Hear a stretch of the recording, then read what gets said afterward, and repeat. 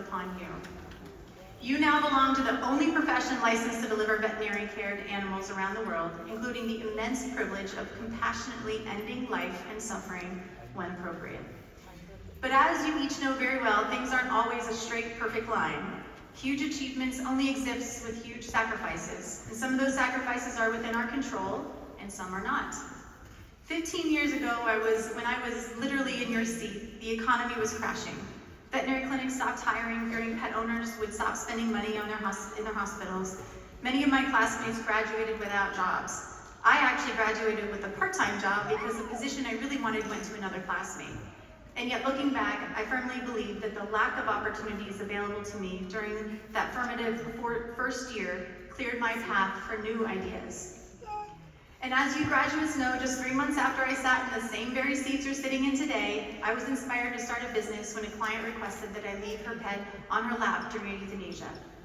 In the 14.5 years since Lap of Love Veterinary Hospice was started, we have now helped over 500,000 families with a staff of over 600 dedicated employees nationwide.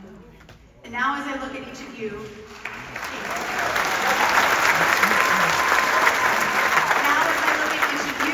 class of 2024, I wonder which of you will be the ones that are part of movements, innovations, changes, new ideas, and new businesses in our profession. Which of you will be standing up here in the years to come, speaking to the class of 2040? But for now, as you exit academia and enter the real world, there are two main characteristics that you already embody that I'd like to remind you of. These characteristics, just like your graduate degree, will continue to set you apart from most of the population. The first is a high intellect. Yes, of course, you are each smart. In fact, most of you have been in the top 10% of everything you've done in your entire life up until vet school. And even though 90% of you are not in the top 10% of your class now, you surely have realized that that is no longer important that you are smart, but rather how you are smart. For example, do any of you care what Dr. Pablo's rank in his class actually was? Or what Dr. Malako got on her final exam in anatomy? Now, to be fair, they're both brilliant, but my point is that most of you never likely thought about what grades they received, and neither will your clients. They will care much more about how you care for them and the rapport and trust you're able to build. Will you listen to those around you? Will you put the needs of your clients and patients above your own opinions? And will you see opportunities that no one else sees? Right now, you can recall the clotting factors, you can identify interstitial lung patterns. I can't do that anymore, by the way. You even know what pharmacodynamics actually means. The things you have yet to learn, though, will be just as important to your success. Intelligence also means learning from your mistakes, and yes, I personally have had a few of those as well. The first one came my freshman year of veterinary school when I procrastinated my study time away. Some of you know that much better than others. And I failed nutrition. Sorry, Dr. Hill. I repeated my freshman year, ultimately spending 5, not 4 years in veterinary school. But it didn't end there. I failed NAVLE the first time I took it. I failed to get the job I really wanted. And on my third night as a doctor, I injected a dog with 8 milliliters of Benadryl instead of 0.8 milliliters. It lived, though, in case you ever made that mistake.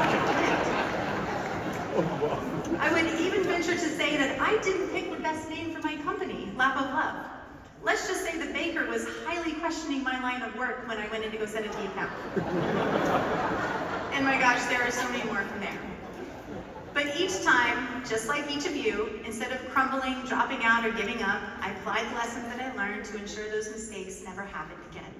Failure is here, of course, to humble and then eventually inspire us. And I assure you, most of my greatest achievements personally have come from the lessons that I learned from my greatest failure.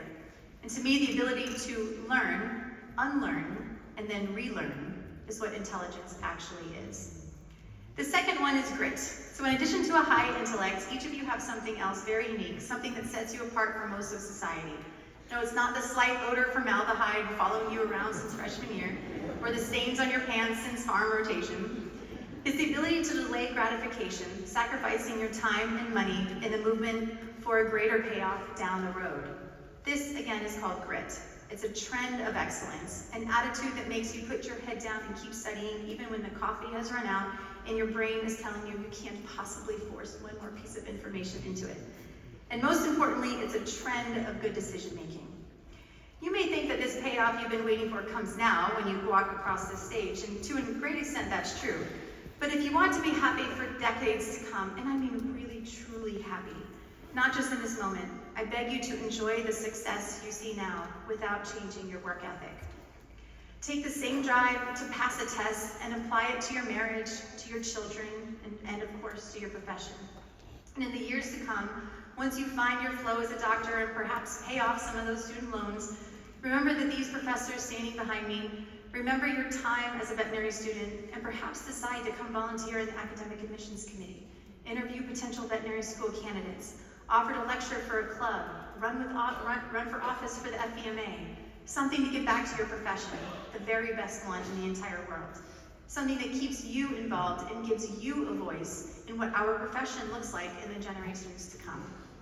Okay, now that obligatory advice is over, and before we conclude, I felt that it would be right to share a few superlatives for you that I hope you can appreciate.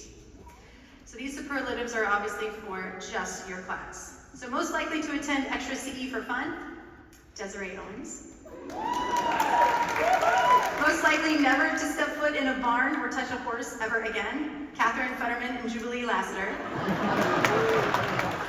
Most likely to have a disease named after them, Ellis Chase.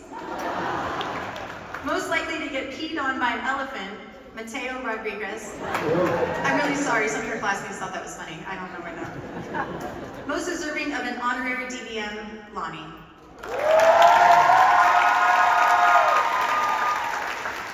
Now, for just a couple for your entire class. Most likely to have found a spouse during vet school, class of 2024.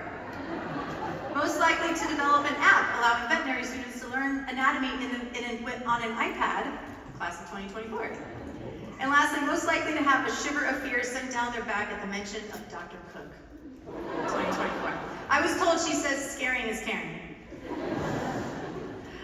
Okay, in conclusion, today as you prepare to add that cherished word doctor in front of your name, as well as those beloved 3 initials after your name, I wish for you both comfort and discomfort.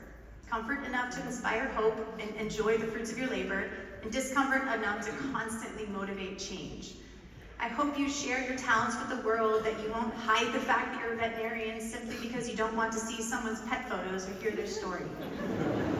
I hope every day you will choose to speak up, show up, stand up, lean in, sit in, vote, help, volunteer, lend a hand, offer your expertise, and that you will radically transform whatever moment you are in, because now, and finally, you are a veterinarian.